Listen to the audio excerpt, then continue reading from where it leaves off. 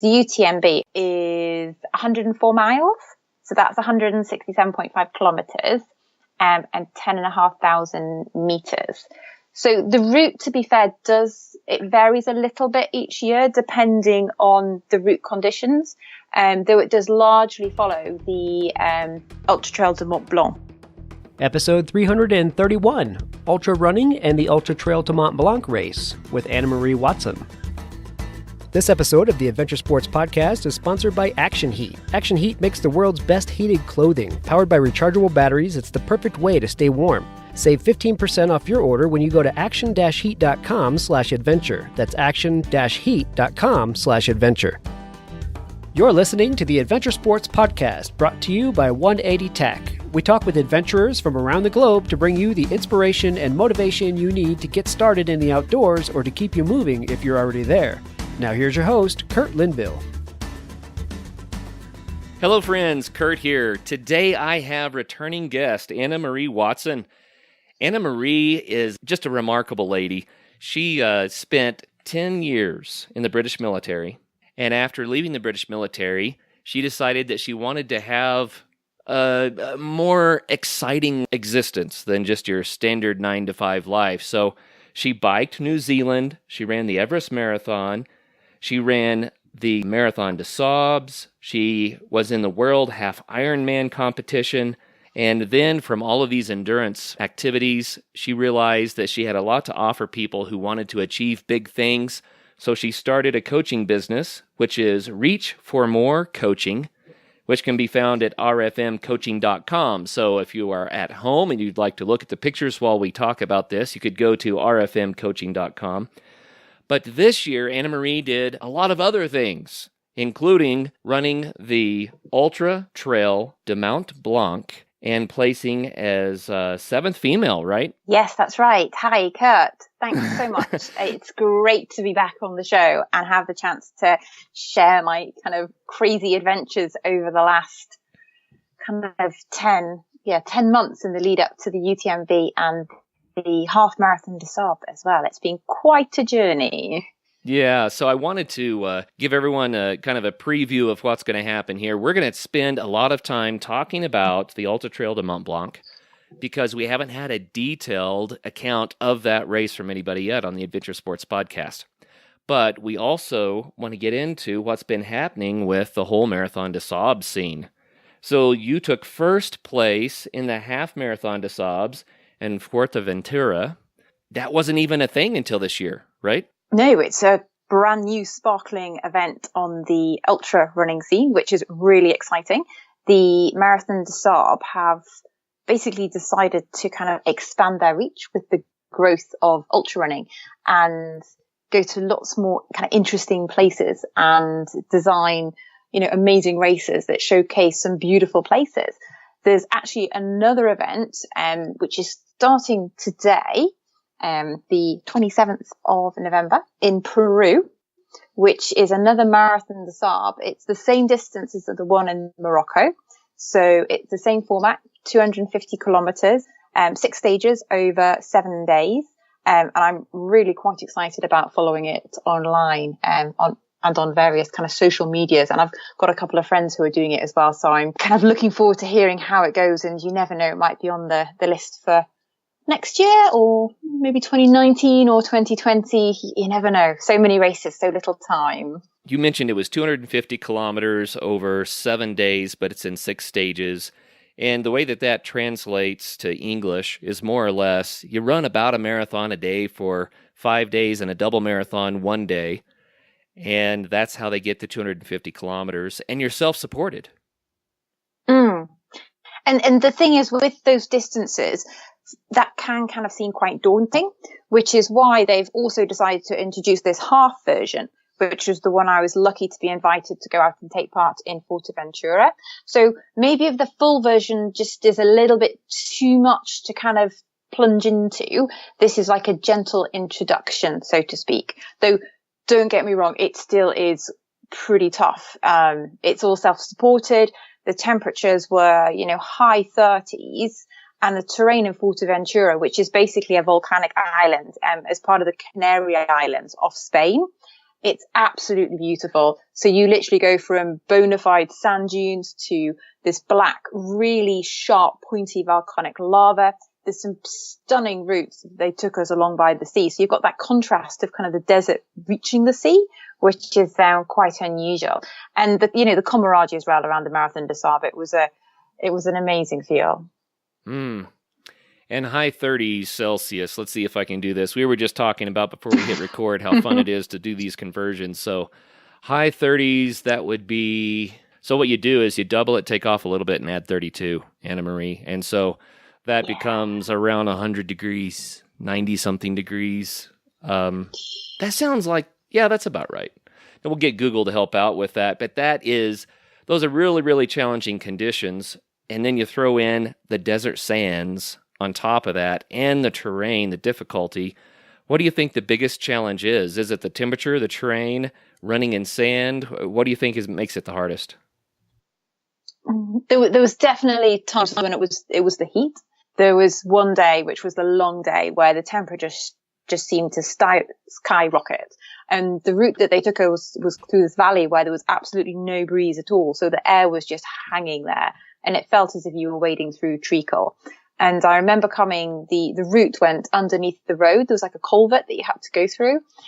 And there was one of the runners who had been ahead of me. He was sat down by the side, and I was, are you okay? And, he was a Spanish guy. He spoke to me in English, and I was, a bit concerned just to make sure that he had everything he needed. And he was like, no, it's too hot. It's too hot for running. And it's okay. So there's a local guy from the island saying that it's too hot for running. It's definitely too hot for running. Yeah, I get it.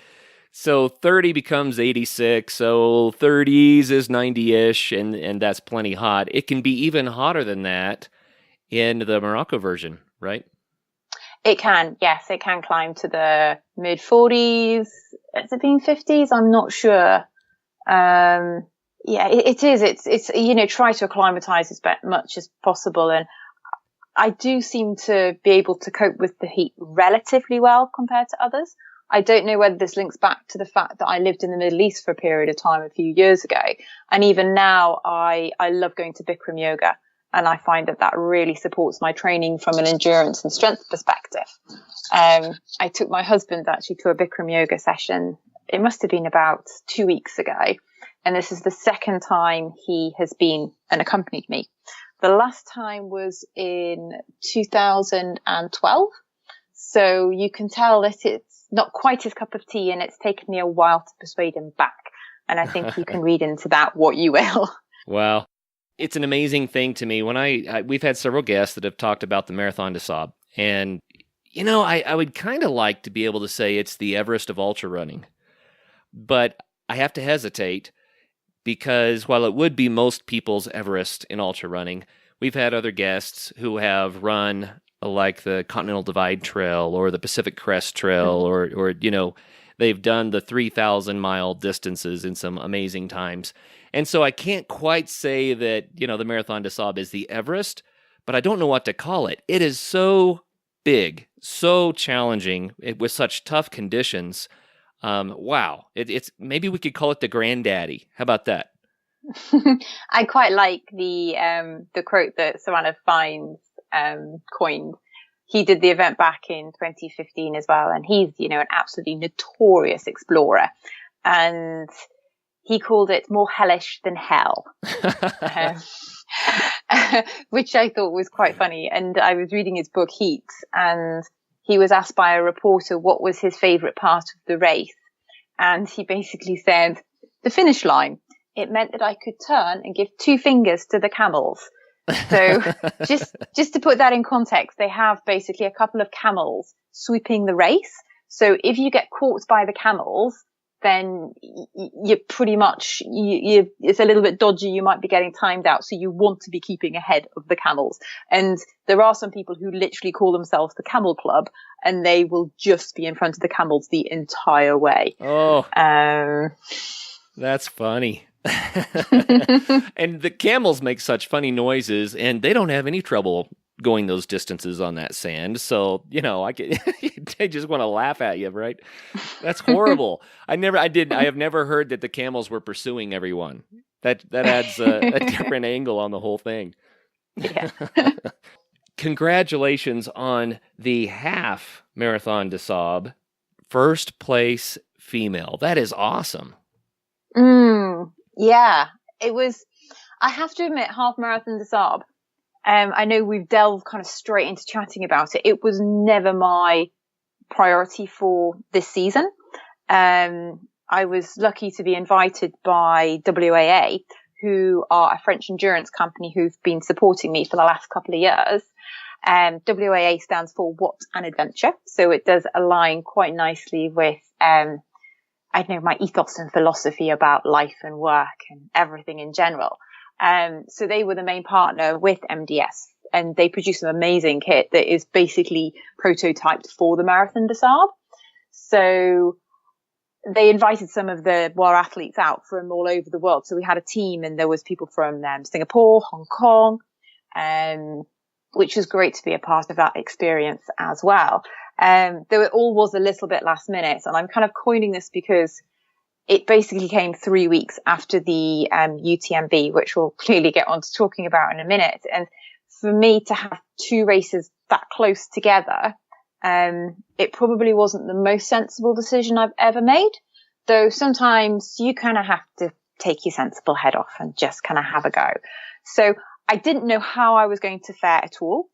From finishing the UTMB, which was the beginning of September, to the half Marathon de Sables, which was kind of towards the end, I had literally run 10 kilometers, wow. Which is what, 6 miles? So I for the first week after the UTMB, I couldn't even look at my trainers. Just, just going for a walk was, beyond, and I basically ate everything that in sight. And then also carrying the weight for the half Marathon de Sables, even that, because you are self-sufficient, you're having to carry your food. So my pack was, was it 6.5? It was the minimum that it could be. I very much go super light with everything.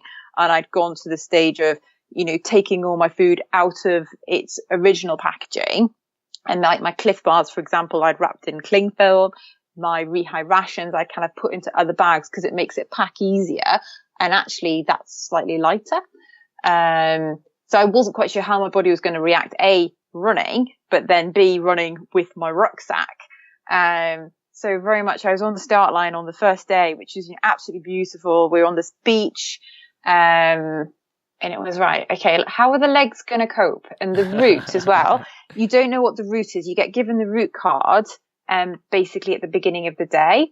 And I remember looking at the route card and going, "Oh, Patrick Bauer, who's basically the guy who created the concept of the Marathon de Sables, back in the 70s. And, he's very much still involved in the organization now.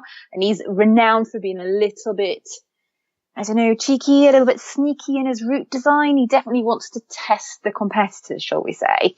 So looking at the route, I was just like, okay, so within the first 2 kilometers, first mile, it's uphill, and it's uphill for, 2-3 miles. Okay, let's see how it goes. But luckily my legs, they seem to shake off. They seem to wake up. They got back into a stride of things, and yeah, that's just kind of plodded on, really. Yeah.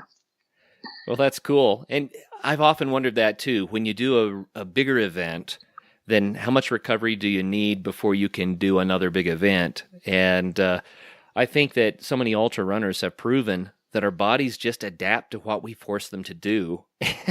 Whether that's good or not, it's amazing what the human body is capable of, which you have proven by doing the events that you've done. It's just mind-blowing to me. So, why don't we talk just briefly about getting into ultra running for those that are like, I might be interested in that. And then we'll dive into your wonderful story about the Ultra Trail de Mont Blanc. So for starters, if someone wants to get into distance running, how should they do that? Oh, that's a good question. And I'm sure that everybody would have like a different answer. I would recommend, maybe going in, if you're doing like a half marathon, a marathon, and kind of building into it. for me, my first 50K was the Dead Sea Ultra in Jordan. It was all downhill, and I picked that one specifically. I knew I could do a marathon, and I reckoned that I could then do the extra little bit to get to 50K because it was all downhill, even if I had to kind of like roll and walk. So it is kind of a mindset thing. And I think in recent years, because more and more people are going long, there's a lot more races out there that are ultras, and there is such a wide variety as well. I know that some people seem to do 50, 100 Ks around a 400 or 800 meter track, which just sounds horrific. Ooh. Or on like a kilometer course, which that's a massive mental challenge, and, hats off if that's your thing. Then, you can get some more kind of trail-based road-based ones, or then you kind of go extreme environments, be it mountains, jungles, deserts, or whatever. So just kind of pick an environment or pick a race or something that kind of interests you. If, I love running on my own. I can be quite antisocial, so I'm kind of quite happy just going off and doing it. But if you're someone who wants to kind of do it more kind of part of a group, then, hunt out a running club or kind of go to like a smaller low key one. And there's such a range out there. The UTMB is absolutely massive. There was over 2,500 people stood on the start line, which in itself is quite overwhelming. But then I've done some more local ones, which are just so friendly, and you maybe get like 50 people lining up. So there's a complete and utter range, and just go and try it. Well, it sounds delightful. The other aspect of this that I'm picking up on is all the wonderful places that it's taken you to. Jordan, Morocco, Fuerteventura. I have a hard time saying that. That's almost it. And potentially Peru now, right? You never know. But it's just really neat that when you get into something like this, it can take you to amazing locations around the world. It can be adventure travel on top of the adventure of the run itself. So what a really neat thing. Really, really cool. And that's what I try and encourage people to kind of think about is, okay, so, where is maybe somewhere in the world that you've always wanted to go to? And, there's a lot of companies out there that do offer it as a package. So then if you're on your own and you may be a little bit kind of concerned about traveling, you can go as a group. And actually the traveling as that group, you get to know people so well when you're kind of living and racing together for like a week. And it can be kind of quite, if you've not kind of camped before, it's all a little bit different. It's all a bit new, but people are so willing to kind of provide support, and share. One of the guys, who came over from one of the guys came over from Hong Kong and one of the girls came over from Singapore. They'd never done a multi-day before. And we had a Facebook group set up before we went within WIA, and we were giving them advice about, what kit to get, what training to do. So, people are always on hand to give advice. And, if any of your listeners want to kind of get in touch, I'm always kind of happy to share my experiences. Though, everyone is very different. I always caveat what I say, just because this has worked for me doesn't mean that it's necessarily kind of going to work for you. It's about a journey. It's about kind of discovering yourself, and it goes into kind of, what nutrition you, what's your training load like, and, kind of coming back to the training, for example, and in a way that links to kind of doing your first ultra. Sometimes people, when I talk to them about how much running I do within my training program, it's actually quite, small. The volume is quite low. I do quite a lot of cycling and swimming and yoga, whereas some other runners will literally run 6 or 7 days a week. Though if I did that, my body would just complain. And I find that cross training is a lot gentler on my body. Interesting. Well, I left off the list when we were listing places, Nepal. You did the marathon, the Everest Marathon, I guess. So describe this event to us. Oh, it's absolutely, absolutely stunning. I went with my father. He's a runner. He's always kind of been into running, and I partly blame my passion on him, shall we say. He was an absolute phenomenal trail runner, and also on the road he did the London Marathon and sneaked in under 3 hours, which is always a respectable time for a marathon runner. And we both went and did the Everest Marathon in 2007. And it involves quite a bit of trekking beforehand so you can acclimatize. Because when you start up at Everest Base Camp, you're basically at just over 5,000 meters. I'm sure you can do the math in feet. And starting at that altitude, you have to have spent time to get used to it. So what they do is you actually walk the route and then you basically run it. And I just remember going down these massive, big glacial valleys completely on my own. And it's just the size of the mountains over there. If you've not been to Nepal, it's just something else. I don't know, I just feel kind of almost so significant and so small. And it just puts everything into kind of perspective.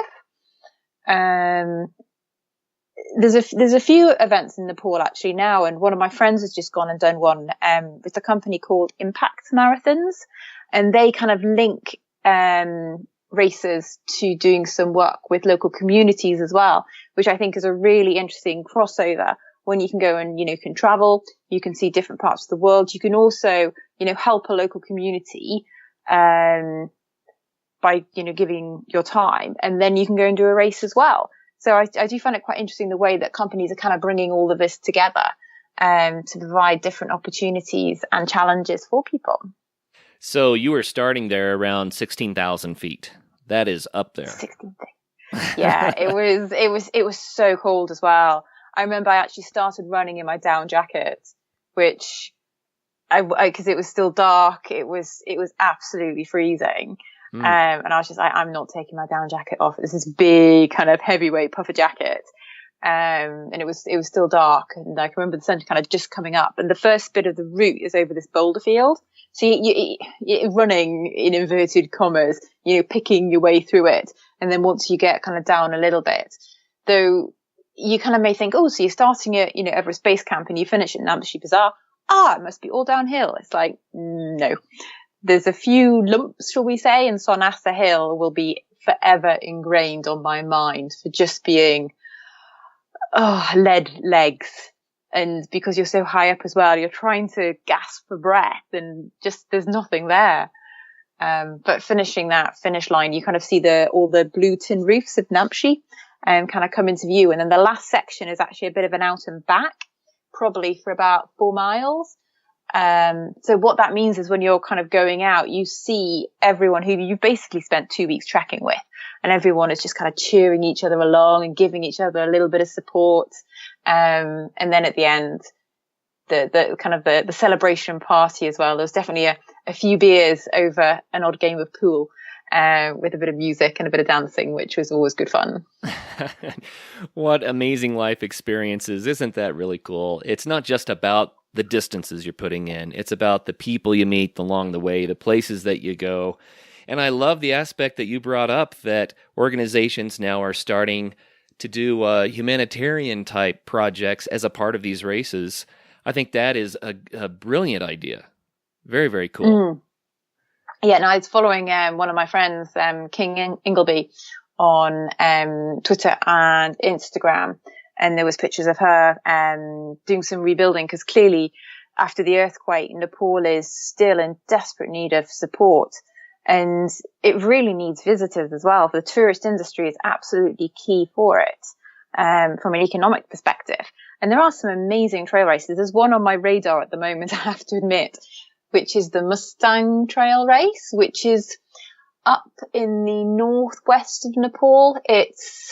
It's a little bit off the beaten track. I mean, people have generally heard of, the Annapurna circuit in the Everest region, but right. Mustang is still that little bit of a secret place. So I shouldn't really be talking about it. No one heard that. Keep it secret. Hey, we have a new sponsor on the Adventure Sports podcast. I'm excited about this one. I've been wondering for a long time when active technology was going to be incorporated with clothing to do cool things, and here's an example. This is Action Heat. Action Heat is a line of clothing that actually weaves heating elements into the clothes. It works similarly to how a car seat is heated. except that it runs off a little rechargeable battery pack. And this battery pack can last up to 12 hours on a charge. It can also recharge your cell phone or other devices, so it's multi-purpose. And they have all kinds of options here. Hats, they have jackets, they have shirts, they have socks, they have gloves, they even have undergarments like long johns. Man, they will keep you cozy from head to toe. I can see using this motorcycle riding up the lift at the ski area, watching a ball game. Anytime I need that little extra boost of heat, this stuff really fits the bill. So, Action Heat, you can get it at action-heat.com/adventure. Please do use the /adventure for two reasons. For one, that's how they know that you heard about them from us. For two, it saves you 15%. So how cool is that? Your holiday shopping is done. All you have to do is go to action-heat.com/adventure. While doing your holiday shopping this season, why don't you drop by our site at 180tac.com and pick up a camp stove for the adventurer on your list. The 180 Stove, 180 Flame, and Bearline Plus are all made right here in Colorado and sure to make your loved one a happy camper. It's a great excuse to treat yourself to something special as well. Visit us at www.180tack.com.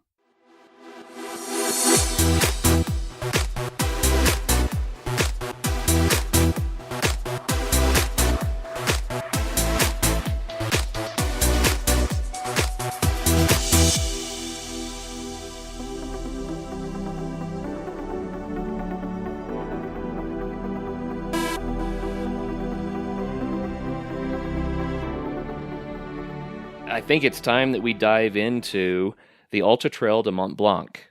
And this is kind of the neat, how should we say this, the saga of Anna Marie Watson. So when you started doing your ultra distance running, you did the half version of this race. That was back in 2008.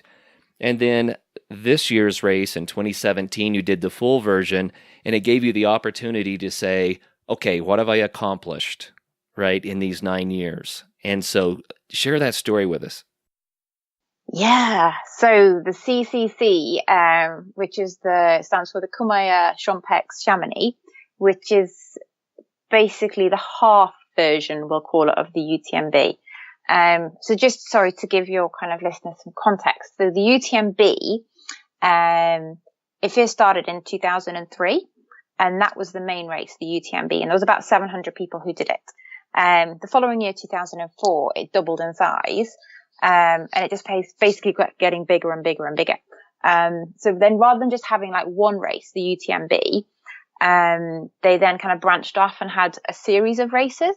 So it's making it, more accessible for people to come through, because the UTMB, and we're going to be delving into the maths a bit here again, is 104 miles. So that's 167.5 kilometers, and 10,500 meters. So the route, to be fair, it varies a little bit each year depending on the route conditions. Though it does largely follow the, Ultra Trail de Mont Blanc. There's a trekking route that goes around it. And it generally takes the average hiker between 7 to 10 days, depending on how you kind of split it up. Though there are kind of little alternate routes as well. If you're doing kind of the full, UTMB route, the winners are doing it in kind of just over 20 hours. The majority of people will probably take between like 30 and 45 hours, just to kind of give you a bit of an idea of the distance and the time scale involved. So it is immense. It's within the ultra running community. I know we've talked about the MDS, and that's known as almost, the toughest, in inverted commas, multi-stage race. And then the UTMB is like, the premier 1 day 100-miler mountain race. Actually, that's probably a little bit controversial within the American world, because I know you've got some phenomenal races over there. Though I do think that kind of racing in the European Alps and the ascent and the descent in particular make it that's where the challenge lies. It's not necessarily the distance; it's the ascent and the descents. I think the distance counts too there, Anna Marie. 104 miles. Wow.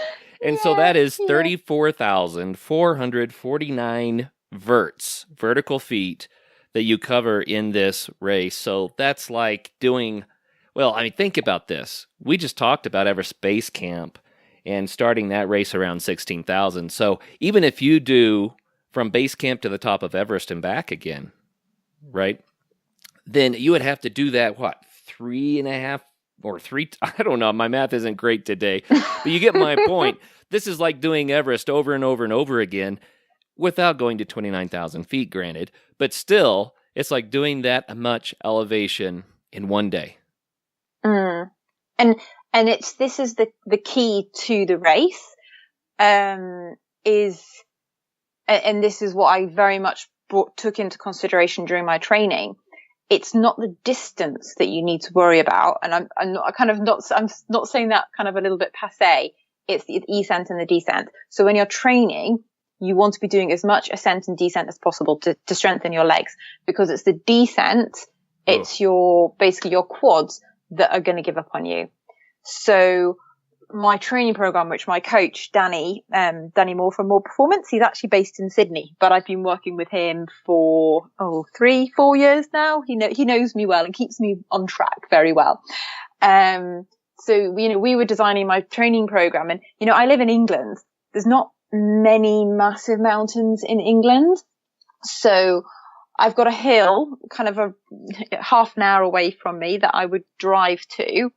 And I think from top to bottom, it was maybe 120 meters, and up and down and up and down and up and down. On a weekend, I'd maybe drive to South Wales, which was maybe a 2.5 hour drive, and do Pen-y-Fan. Or I was in North Wales, I went up to Snowdon, and Snowdon's, the highest mountain in Wales. And that's probably from vertical ascent and descent, it's one of the biggest that you can kind of get. And the condition of the paths is kind of similar to what you get in the Alps as well. I am actually really lucky, and my family has an apartment in Chamonix, which is where the race starts. And this is partly why the race means so much to me. As your listeners are probably well aware, I've been really lucky in being able to travel. And part of that is because I've lived in the Middle East. I've lived in Australia. I traveled with the army. I've only actually lived in the UK this time for a couple of years. So for me, Chamonix has been my home for 17 years. So it is where I'd go for Christmas, for New Year. I actually got married out there in 2012 to my husband, Ben. So it has a lot of really happy family memories. And I've spent a lot of summers there. I've done a lot of hiking, running, and this was even before the UTMB started. So, UTMB started in 2003. I'd been going there since 2000. So I'd kind of almost seen the growth of the race. A bit like the Marathon de Sables, there's been two big races that I've always thought, wow, Marathon de Sables, UTMB. Back in 2000, I never thought I had the mental or the physical capacity to even get around either of them. So it has been a really, really, really long journey kind of leading up to the event. And in my build-up training for this, just bringing it back, to my preparation for the race, I was lucky to be able to fly out for a weekend, and do parts of the route, which I think if you want to do well on a race, it's really important to go and recce it, to get to know the trail, to get to know some of the ascents and the descents, and just to kind of get a feel of the lay of the land. Physically, yes, you're doing some amazing training, but mentally as well, it really helps with the visualization of the race. And I remember when I was actually racing, there was one section that I'd done hill reps on. I must have gone up and down that hill 7 times. So I knew it. And that in a way gives me a bit of a confidence. It gives me a bit of a lift, bit of a buzz that, I know this, right? Let's just kind of almost switch into automatic mode and just go for it. I've noticed that when I have a long drive to make, the first time I make it, it's very long. But if you do it 4 or 5 times, then over time it seems quicker and quicker and quicker because it's so familiar. And so when you go back to the trail that you know really well, it probably doesn't feel quite so daunting, right? It's like, I can do this, right? Yeah. And I know that corner, and I know that tree, and I know there's a building coming up, and actually it's only going to take me about, half an hour to get down to the next checkpoint, which I know where the checkpoint is. And my support team is going to be waiting there for me. Brilliant. I can get a hot drink and then off we go again. Mm. Well, you ran the half version of the Ultra Trail de Mont Blanc back in 2008. And this was more when you were kind of testing the waters as an ultra runner. I think running is almost a bit generous. I kind of limped, struggled, crawled, got around. Well, it's a beautiful benchmark because we can compare that to your performance this year. But tell us about 2008 first. So 2008, again, I was stood on the start line with my dad, which was another, great experience to be able to share it with him. It was, so Everest had been 2007, and then the CCC was the summer after. Though his fitness for the CCC just wasn't where it had been for the Everest Marathon. And we stuck together for the first 40K, and he was finding it really quite tough going. And it got to that crux point where I knew that if I pushed on, I could get to the next checkpoint within the time available.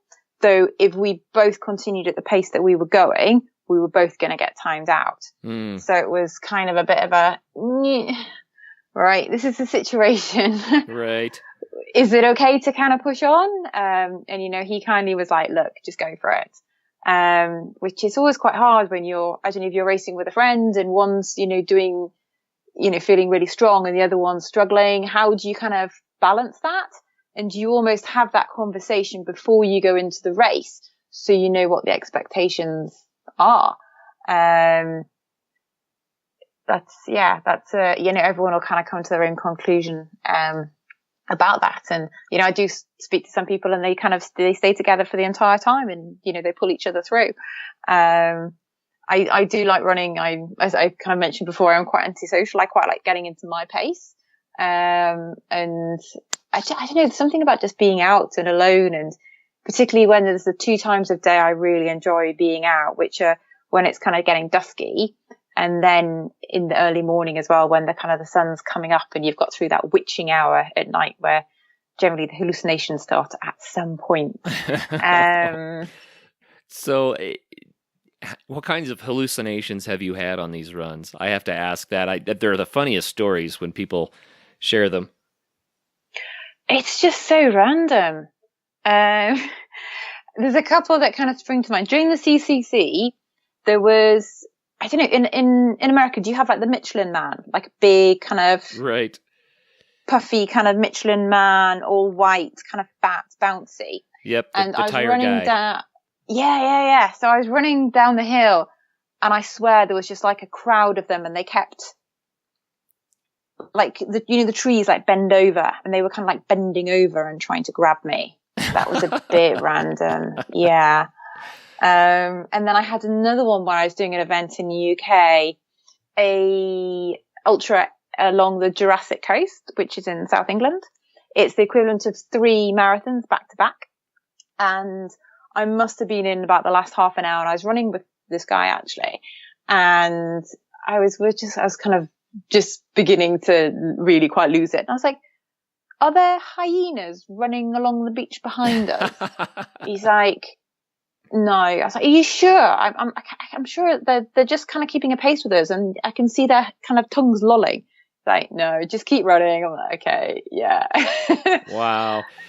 So do the hallucinations stop when the sun comes up and you get that burst of the new day, that new energy that comes with the sun? Do the hallucinations go away then?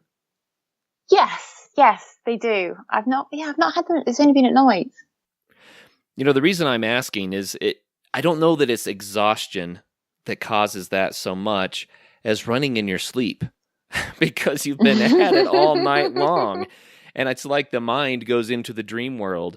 And I've had that happen to me when I'm sleep deprived. I know exactly what it's like. It's the most bizarre feeling. And I wasn't doing any running. It was just sleep deprivation, right?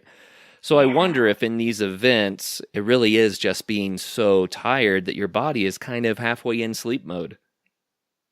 It is. It's like, I don't know, maybe some strange kind of interplay between the conscious and the unconscious, and how it's drawing on certain memories and the visualization of the shapes of things, what they trigger inside. What a strange place to go to. I think we got completely off track there, Anna Marie, because I just think it's so fascinating how that happens. But that said, you finished the 2008 half Ultra Trail de Mont Blanc as 124th female. And like you already mentioned, you felt like you were just barely keeping ahead of the clock, where they were going to say, "Oh, time's up. You got to stop." Right? Oh, it was literally every single checkpoint. I was just literally, they were closing the checkpoint behind me. And it was just a case of, right, just keep going. And I remember kind of there's the last bit where you basically do this big traverse along this beautiful balcony. And it was, the weather was absolutely stunning. And one of my dad's friends had kind of come up to support me, and he had this orange. I remember him cutting the orange open and kind of feeding me segments for the last little bit, and it just tasted like, just absolute sheer heaven, just so refreshing. And yeah, I remember kind of stumbling across the finish line, being utterly just thankful it was all over, and putting my feet in the fountain.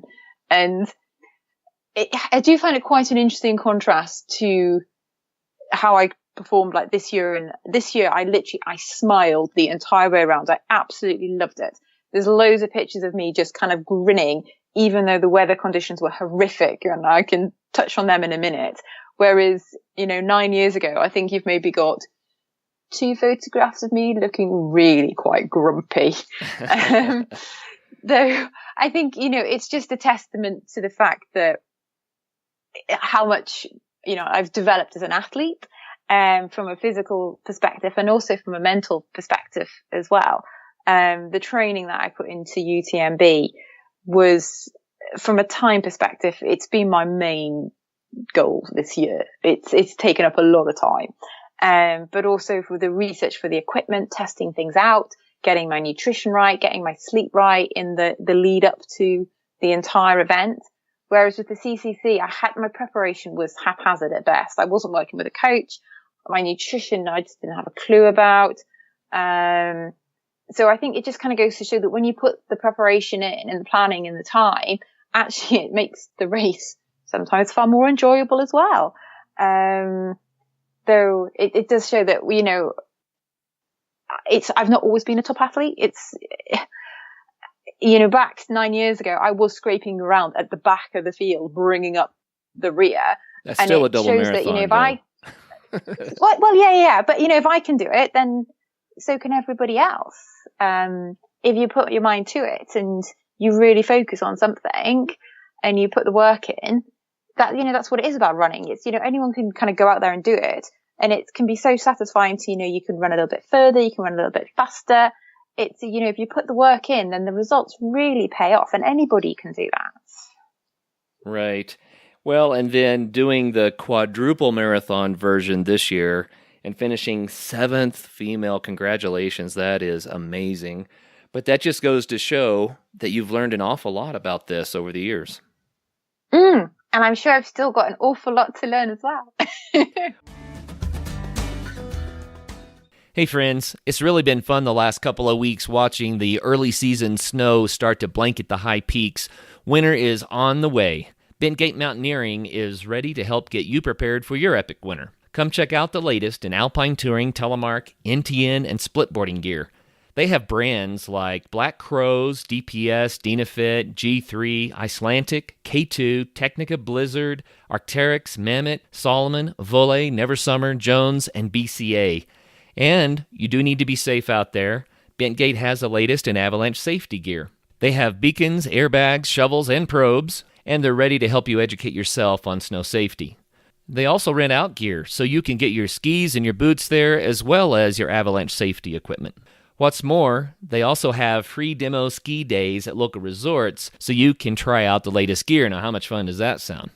So swing by Bent Gate in Golden, Colorado, or go to bentgate.com to find your new gear, as well as to get updates on all of their events.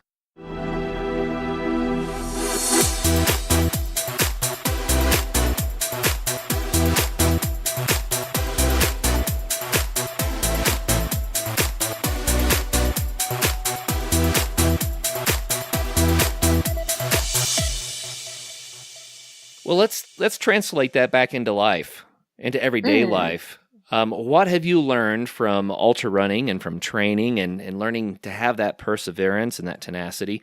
What have you learned there that translates to people achieving their goals in life in general? I always come back to a lot of it is based around the planning that I was talked about before. It's almost, if you want something to happen, you have to focus your attention on it and give it the effort, give it the determination, make time for it. I kind of always harken back to when I was in the army. My colour sergeant always had the kind of the 7 P's, which is, prior preparation and planning prevents poor performance. So it's about what can you do before the race? You want to be getting to the race. You want to go into that start line in the best possible condition that you possibly can. So you need to start thinking about it way, way, way, way, way beforehand. And it's a completely holistic approach. Ultra running, it's a lifestyle for me. And it's taking it back to basics. It is kind of like common sense. And a lot of the time it's things that we know. Okay, we need to sleep well so our body can recover. How do I fuel it? So it's basically performing optimally. And yes, a lot of the other time people kind of ask me about, okay, so what have you had to give up? Kind of going out and socializing. And yes, there is an element of, the choices that I make, they support my running. I'm not out late partying and I don't drink very much. Though I liken it back to, I drank enough in my 20s and I had enough late nights to kind of last an entire lifetime. Though I kind of find that, my friendship group shifts a little bit as well. A lot of people that I'm now friends with, they're, within the ultra running adventure community as well. And we all have kind of shared interests. So it's almost what path does your life take? And I always draw lessons from kind of ultra running into business. And it's as with any project, if it's a race, whether it's a new business development project, whether it's working in a new partnership or a new collaboration. Okay. So, what is the goal? Where do I want to go? How do I want to achieve? What planning and preparation do I need to do? And it's having that mindset and the confidence as well, but often also the courage. It's the courage to kind of show up, and be on that start line. And, linking it back to the UTMB, there was 2,537 people had the courage to stand on that start line. They'd done the preparation, and it's not easy to qualify just to get there. You have to do a certain number of races to get a certain number of points. You then go into a ballot, and often the first time you apply, the first year, you don't get a place. So then it's having that determination and perseverance to try again, just because you didn't get through the first time. And, these are life lessons that, okay, if you don't succeed the first time, try again. If you kind of get knocked down or you get an injury or something doesn't kind of work out, okay, rehab it, look after yourself and try again. Sometimes it can be so easy in life and in ultra running to kind of take the easy option.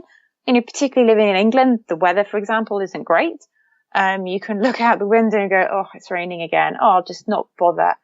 And, once you kind of let one little thing slide, then it's easier to let it slide again and again and again. So it's ultimately, okay, it's a big event, but actually how you do is very much impacted by the little decisions that you make in life.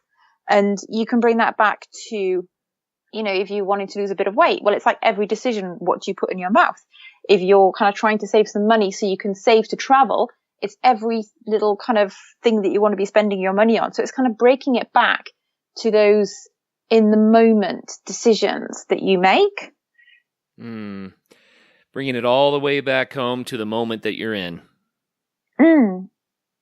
That's all you can control. And it's almost, it's about, sometimes when you're looking at a big challenge like the UTMB or, maybe starting a business or leaving your job, actually that can seem so big.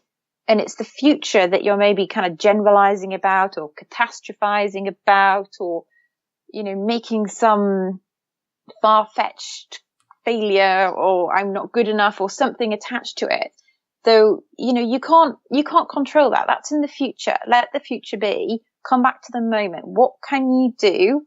What can you think? What can you do in this present moment? And enjoy that. Oh, yeah. I've said before, but it's one of my favorite sayings, is that a happy life is a sum of happy moments. And, we have a dream life out there that we think will bring great joy and happiness. But the reality is happiness is ours to have right now, in the present, this moment.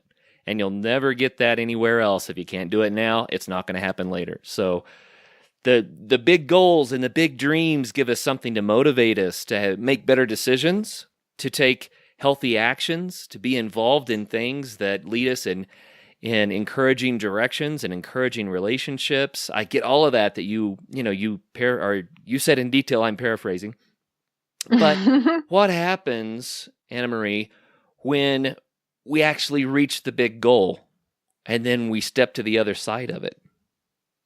Yeah. And it's almost a step to the other side. I think, as you know, for me, it just seems more, I know it's been like a bit of a hole almost. Having been so focused on something, I admit it's taken a bit of an adjustment. And I think partly, I love having a journey and, getting from A to B. It's about having that action. It's about getting there. And actually it encouraged me to get out and explore parts of, England and Wales that I wouldn't probably have done without having this. Sure. So it almost is, it's a bit of a transition kind of in betweeny. Okay. So what next? And I have been asked that quite a few times over the last few weeks, and it's almost I don't know. I don't really know. And, then the follow-up question generally is, oh, so will you go back again next year? And I know that answer for me next year, the UTMB is not, it's too soon. I think almost if you end up doing the same event a year and year and year and year in and out, you can maybe get caught in a pattern. Does it border on obsession or on addiction? How healthy is that? And for me, I don't want to get caught in that. I'm not saying that I'm never going to do the UTMB again. That's probably unlikely. I'd love to go back and stand on the start line again, but not in 2018. There are other races out there that I'm kind of looking at the moment.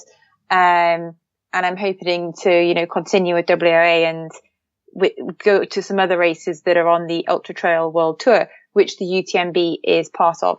They're increasing their kind of race schedule as well, and how they work with female athletes and the rankings that they have. So I am looking very much at racing on a global level. It just won't be at the UTMB next year. Though that's not to say that there's more places to visit and more races to do. And, bringing it back to your question about, okay, so then what next? And it's actually let's just stop, just recover, just relax and, spend some time doing other things. A lot of my weekends in the lead up to the UTMB were spent training, and, I thoroughly enjoyed that, getting out. Though now actually it's time to kind of catch up and see family and friends, which are just as important. And, sometimes when you become too race focused, you can neglect them. So it's definitely about time of kind of stopping and recovering, and your body needs that as well. And, everyone has a different threshold of how much, stress your body can take or your mind can take. And, for me, racing, I put quite a lot of pressure on myself. So actually just being able to take my foot off the gas, just kind of relax, just rest. I'm not training quite so much. There's a bit more time in the day. I can kind of focus on some creative work projects, which is just, it's a different, kind of a different balance, which I think is healthy. Yeah, I get that. And, in your coaching business, when you're helping people to achieve their big dream goals, it's important to be able to tie that part back in too. Is like, well, you don't want to sacrifice everything that matters in life to accomplish one thing, right? And when you do accomplish your big goal, then take the time to celebrate it a little bit, enjoy life, and then plan your next big thing, right? And that is so true. Like the celebration piece is essential. So often we do just kind of roll on to the next thing and the next thing and the next thing, and you don't appreciate that moment. And for me, after the race, my husband and I, we went to the Champagne region in France for a few days.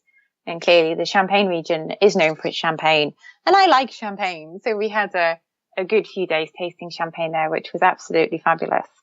And, bringing it back to working with my clients, when I'm in conversations with them and supporting their, aspirations and their dreams, it is very much, well, how did you celebrate? What did you do? When did you make time for this? Who did you celebrate with? And it's almost indicative of the culture that we live in. It's always that kind of constant more, next. And life isn't always about that. It kind of comes back to what we were talking about, living in the moment and enjoying the moment. Yeah, finding that balance and using the big dreams to accomplish big things, but not allowing that to push the rest of life to the side too much. Yeah, I like that. That's really good. Well, Anna Marie, you have learned so much from your ultra athlete lifestyle. It's amazing, all of the accomplishments, and thank you so much for sharing with us a little bit of what that's like. But if people want to learn more from you and from your experiences, then how can they get in touch with you? So I'm active on a variety of different social media platforms, and I'd love people to kind of come and say hi and share what their thoughts are about ultra running and maybe what events that they're kind of looking forward to. And if anyone needs any support kind of training wise or aspiration or goals wise, that's what I'm always here to help. You can always email through my website, which is rfmcoaching.com. On Twitter, it is at rfmcoaching, and it's the same on Instagram and Facebook as well. So it's been really lovely hearing people's stories. Since I finished like the UTMB, I have had people contacting me and just kind of asking for like, a little bit of support or maybe, a little bit of kit advice. And I find it absolutely, phenomenal what people can do. And then, they report back to me and I beat my PB in this time and I've now entered this race and I'm thinking of doing that. And it just shows what you kind of can do. And, we all need a little bit of support at times. I very much, my husband, Ben, is behind me all the way. I've got a coach, from a training perspective, but also from a kind of a business perspective. And we don't have to do everything life on our own. And sometimes it can be a little bit daunting and scary to kind of ask for help. Though actually it's all about partnerships and collaborations and what can you kind of learn from other people, because ultimately we're all kind of standing on the shoulders of giants and people that have come before us. We were born as social creatures. So it's all about, supporting and helping each other. So again, it's RFM Coaching, and that is Reach for More. And I'm looking at your website here while we're visiting, and you have a lot of information on here. There's a lot of neat stuff. So if you do want to reach for more, you want to learn more about this, then go to rfmcoaching.com, and that's where Anna Marie can be found. So cool. I do try to keep my website kind of fairly up to date, and I do blog on the ultra running side of things, but also just on coaching.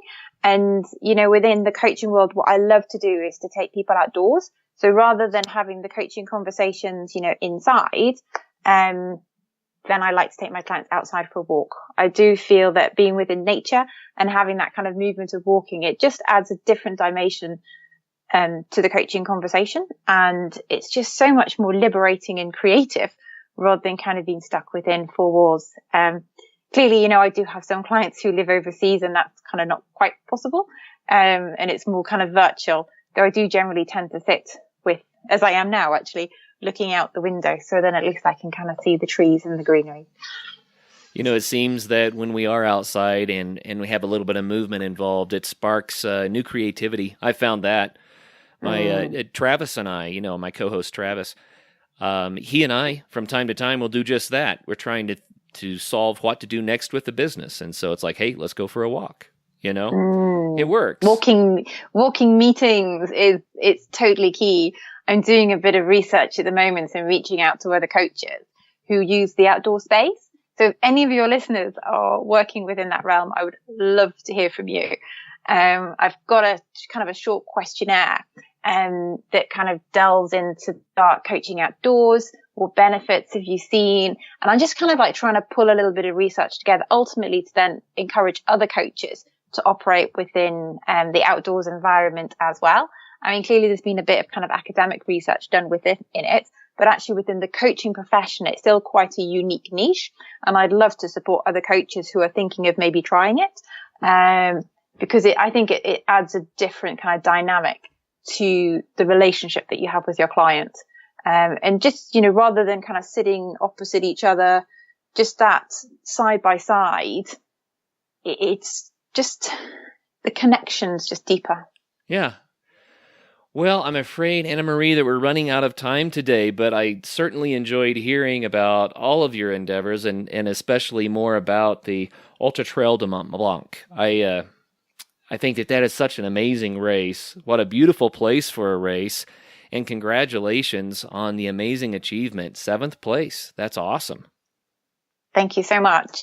And if any of your runners, if any of your listeners are kind of looking at a future goal, kind of check it out and see if it's something for the bucket list.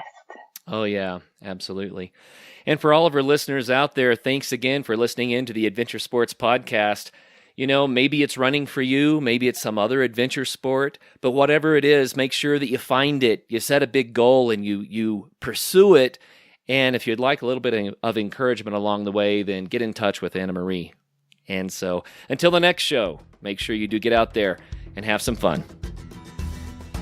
All right, guys, it is time for a holiday break for Kurt and myself. We will be running a few of our favorite episodes over the next few weeks. We will be back on January 4th with a brand new episode. Until then, you guys get out and have some fun. Make sure you're having some adventures and spending great time with your family. Enjoy the holidays, and we'll see you in 2018. Hey, before you run off, why don't you join our Facebook group for the Adventure Sports Podcast? Just look it up. You can chime in on other people's adventures and post your own. And consider helping to support the show by becoming a patron at patreon.com/adventuresportspodcast. There's a link at the top right-hand corner of our site as well. Now, until the next episode, get out and have some fun.